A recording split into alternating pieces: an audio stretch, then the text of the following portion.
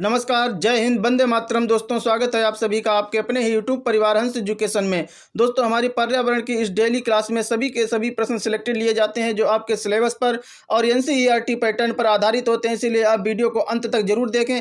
Last में आपने कितने प्रश्न सही किए कमेंट बॉक्स में जरूर बताएं। तो आइए शुरू करते हैं पहले प्रश्न से। हमारा पहला प्रश्न है, निम्न में से कौन सी अंतर्राष्ट्रीय संस्था पूरे विश्व में पर्यावरण की देखभाल करती है? बताइए फ्रेंड, निम्न में से कौन सी अंतर्राष्ट्रीय संस्था पूरे विश्व में पर्यावरण की देखभाल करती है? तो वर्ल्ड हेल्थ ऑर्गेनाइजेशन यानी कि WHO एक ऐसी अंतर्राष्ट्रीय संस्था है जो पूरे विश्व में पर्यावरण की देखभाल करती है। तो डी ऑप्शन हमारा सही हो जाएगा, WHO की स्थापना कब होती है? 7 अप्रैल 1948 को इसकी स्थापना होती है। इसीलिए 7 अप्रैल को स्वास्थ्य दिवस मनाया जाता है। स्विट्जरलैंड जेनेवा में इसका मुख्यालय है। आगे बढ़ते हैं।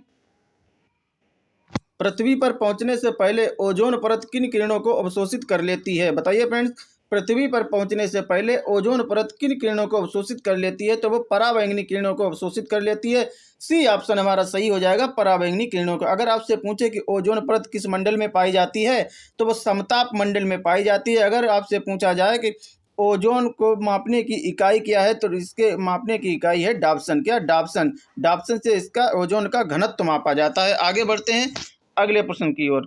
भारत का शेक्सपियर किसे कहा जाता है? बताइए दोस्त कि भारत का शेक्सपियर किसे कहा जाता है? आंसर तो हो जाएगा हमारा कालिदास, यानी कालिदास को भारत का शेक्सपियर कहा जाता है। कालिदास की प्रमुख रचनाएं हैं मेघदूत, कुमार संभव, ऋतुसंहार, अभिज्ञान शाकुंतलम, माल विकाग्निमित्रम। ये कालिदास की प्रमुख रचनाएं हैं। कौन कौन सी? मेघदूत, कुमार संभव, ऋतुसंहार, अभिज्ञान शाकुंतलम और माल विकाग्निमित्रम। कौन सी? एक कालिदास की प्रमुख रचनाएं हैं। विष्णु शर्मा की रचना है कौन सी? विष्णु शर्मा की पंचतंत्र। और पाणिनि की बहुत ही फेमस रचना है कौन सी? अष्टाध्यायी, जो परीक्षा में कई बार पूछी जाती है। और रत्नावली, प्रियदर्शिका, ये हर्षवर्धन की रचनाएं हैं। आगे बढ़ते हैं। प्रकृति का मेहतर किसे कहा जाता है? दोस्तों बताइए, प्रकृति का मेहतर किसे कहा जाता है? कवक को, अपघटक को, उपरोक्त दोनों, या फिर इनमें से कोई नहीं? तो प्रकृति का मेहतर कहा जाता है कवक और अपघटक, इन दोनों को। इसलिए सी ऑप्शन हमारा सही हो जाएगा, उपरोक्त दोनों। आगे बढ़ते हैं। वायु प्रदूषण के विश्वसनीय संकेतक हैं शैवाल, लाइकेन, फर्न, या फिर इनमें से कोई नहीं? तो वायु प्रदूषण के विश्वसनीय संकेतक हैं लाइकेन। बी ऑप्शन हमारा सही हो जाएगा, लाइकेन। आगे बढ़ते हैं। कार्बन डेटिंग विधि प्रयोग की जाती है? बताइए फ्रेंड, कार्बन डेटिंग विधि प्रयोग की जाती है वस्तु की आयु ज्ञात करने में।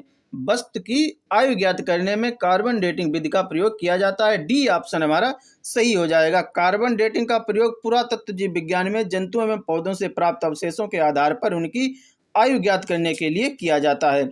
आगे बढ़ते हैं अगले प्रश्न की ओर। अगला प्रश्न है हमारा, किस राष्ट्रीय उद्यान को पूर्व में हेली राष्ट्रीय उद्यान के नाम से जाना जाता था? बताइए friend, very very important question, कि किस राष्ट्रीय उद्यान को पूर्व में हेली राष्ट्रीय उद्यान के नाम से जाना जाता था? तो जिम कॉर्बेट राष्ट्रीय उद्यान। किसे? जिम कॉर्बेट राष्ट्रीय उद्यान को पूर्व में हेली राष्ट्रीय उद्यान के नाम से जाना जाता था। इस उद्यान की स्थापना कब होती है? 1935 में। कब? 1935 में इसकी स्थापना होती है। और 1947 में इसका नाम रामगंगा राष्ट्रीय उद्यान रखा गया। क्या? 1947 में इसका नाम रामगंगा राष्ट्रीय उद्यान रखा गया। 1957 में इसे जिम कॉर्बेट राष्ट्रीय उद्यान के नाम से जाना गया। और ये कहाँ स्थित है? उत्तराखंड में स्थित है। आगे बढ़ते हैं। बच्चे के सामाजिकरण का पहला पाठ प्रारंभ होता है? बताइए फ्रेंड, बच्चे के सामाजिकरण का पहला पाठ प्रारंभ होता है तो परिवार बालक का प्राथमिक विद्यालय माना जाता है। ठीक है दोस्तों, जो परिवार है बालक का प्राथमिक विद्यालय माना जाता है, जहां पर वह अनौपचारिक शिक्षा ग्रहण करता है तथा सामाजिकरण की प्रक्रिया की शुरुआत भी परिवार से ही होती है। इसीलिए परिवार को बच्चे का सामाजिकरण की पहली पाठशाला कहा जाता है। तो ऑप्शन नंबर ए हमारा सही हो जाएगा, परिवार से। आगे बढ़ते हैं।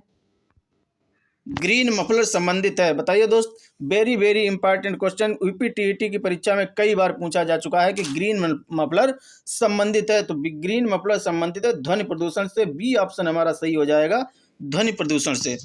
आगे बढ़ते हैं।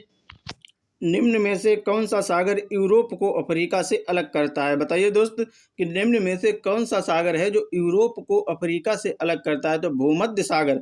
क्या भूमध्य सागर एक ऐसा सागर है जो यूरोप को अफ्रीका से अलग करता है, यानी कि सी ऑप्शन हमारा सही हो जाएगा, भूमध्य सागर। आगे बढ़ते हैं। संकटग्रस्त जंतु दैत्याकार पांडा कहाँ पाया जाता है? बताइए फ्रेंड, संकटग्रस्त जंतु, यहाँ पर दैत्य होगा, दैत्याकार पांडा कहाँ पाया जाता है? बताइए फ्रेंड, भारत में, अमेरिका में, चीन में या फिर ऑस्ट्रेलिया में? तो दोस्तों चीन में बहुतायत मात्रा में बांस पाया जाता है और पांडा का मुख्य भोजन होता है बांस, इसीलिए ये चीन में पाया जाता है। सी ऑप्शन हमारा सही होगा, चीन में। कौन सा? सी ऑप्शन हमारा सही हो जाएगा, संकटग्रस्त जंतु दैत्याकार पांडा चीन में पाया जाता है। आगे बढ़ते हैं।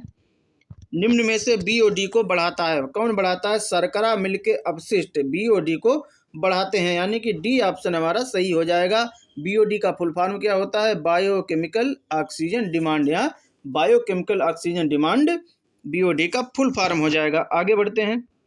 समुद्री शैवाल किसका महत्वपूर्ण स्रोत है? बताइए अपने, समुद्री शैवाल किसका महत्वपूर्ण स्रोत है? तो समुद्री शैवाल आयोडीन का महत्वपूर्ण स्रोत है। बी ऑप्शन हमारा सही हो जाएगा, आयोडीन। आयोडीन की कमी से कौन सा रोग हो जाता है? घेंगा नामक रोग हो जाता है।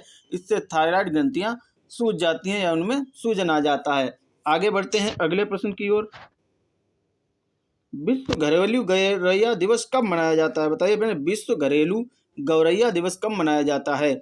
चारों की चारों जो डेट आपके सामने लिखी हैं, चारों की चारों इंपॉर्टेंट हैं, आप अच्छे ढंग से याद कर लीजिएगा इन्हें।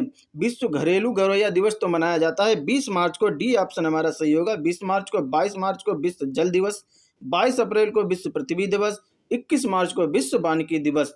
फिर सुन लीजिए, 22 मार्च को विश्व जल दिवस मनाया जाता है, 22 अप्रैल को विश्व पृथ्वी दिवस मनाया जाता है, 21 मार्च को विश्व वानिकी दिवस मनाया जाता है और 20 मार्च को विश्व गौरैया दिवस मनाया जाता है। आगे बढ़ेंगे। जैव मंडल में एक ही जाति की संख्या को क्या कहते हैं? बताइए दोस्त कि जैव मंडल में एक ही जाति की संख्या को क्या कहते हैं? तो जैव मंडल में एक ही जाति की संख्या को जनसंख्या कहते हैं। ए ऑप्शन हमारा सही हो जाएगा, जनसंख्या। आगे बढ़ेंगे। दूध का पीएच मान कितना होता है? बताइए दोस्त कि दूध का पीएच मान कितना होता है? दूध का पीएच मान होता है 6.4। कितना? 6.4। सी ऑप्शन हमारा सही होगा, 6.4। और 7.4 यहाँ पर जो दिया है, 7.4 रक्त और आंसू का पीएच मान होता है। किसका?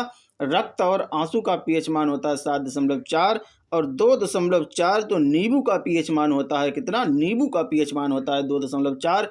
और 6.5 से लेकर 7.5 तक किसका? मानव लार का पीएच मान होता है। किसका? मानव लार का। आगे बढ़ते हैं। 1857 के स्वतंत्रता संग्राम के समय इंग्लैंड के शाही तख्त पर कौन विराजमान था? बताइए दोस्त कि 1857 की क्रांति के समय इंग्लैंड के शाही तख्त पर कौन विराजमान था? तो वो विराजमान थी महारानी विक्टोरिया। ए ऑप्शन सही हो जाएगा हमारा, महारानी विक्टोरिया। आगे बढ़ेंगे। लौंग पौधे के किस भाग से प्राप्त होती है? बताइए दोस्त कि लौंग पौधे के किस भाग से प्राप्त होती है? तो लौंग पौधे के पुष्प कलिका से प्राप्त होती है। सी ऑप्शन हमारा सही होगा, पुष्प कलिका से लौंग प्राप्त होती है। आगे बढ़ेंगे। पारिस्थितिकी विज्ञान में ऊर्जा मापने की इकाई क्या है? बताइए फ्रेंड, तो पारिस्थितिकी विज्ञान में ऊर्जा मापने की इकाई है ऊष्मा। ए ऑप्शन हमारा सही होगा, ऊष्मा। आगे बढ़ते हैं। अगला प्रश्न है, इनमें से विश्व का सबसे ऊंचा पठार कौन सा है? बताइए फ्रेंड, विश्व का सबसे ऊंचा पठार पूछ रहा है, कौन सा है? दक्कन का पठार है, छोटा नागपुर का पठार है, मालवा का पठार है या फिर तिब्बत का पठार है? तो दोस्तों डी ऑप्शन हमारा सही होगा, तिब्बत का पठार। यह विश्व का सबसे ऊंचा पठार है। कितना? 4500 मीटर ऊंचा है, लगभग 14,800 फीट, और मध्य एशिया में स्थित है। कहाँ स्थित है? मध्य एशिया में स्थित है। ये सबसे ऊंचा ही नहीं, सबसे बड़ा भी पठार है। हाँ, सबसे बड़ा भी पठार है, इसीलिए इसे संसार की छत कहा जाता है। क्या? इसीलिए इसे संसार की छत कहा जाता है। डी ऑप्शन हमारा सही होगा, तिब्बत का पठार विश्व का सबसे ऊंचा पठार है। दोस्तों ये थे आज के हमारे टॉप 20 क्वेश्चन। जितने क्वेश्चन आपने सही हुए, जितने भी क्वेश्चन आपने सही किए, कमेंट बॉक्स में जरूर बताएं। जाते जाते वीडियो को लाइक अवश्य कर देना, और जो भाई हमारे चैनल पर पहली बार आए हैं वो चैनल को अवश्य सब्सक्राइब कर लें, साथ ही साथ बेल आइकन को भी प्रेस कर लें। चलते हैं, मिलते हैं नेक्स्ट वीडियो में, तब तक के लिए जय हिंद, वंदे मातरम। Thank you for watching.